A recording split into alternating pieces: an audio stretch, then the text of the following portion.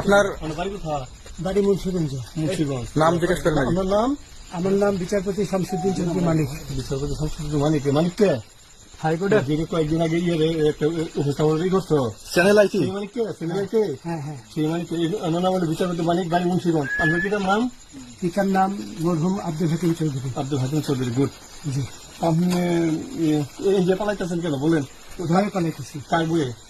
আর প্রশাসনের ভয়ে। অসুবিধা বইয়ে ওই একটা মেয়ে যে বলছিলেন যে ইয়ের বাচ্চা দীপ্তি চৌধুরী। এটা আমি খবর চেয়েছি।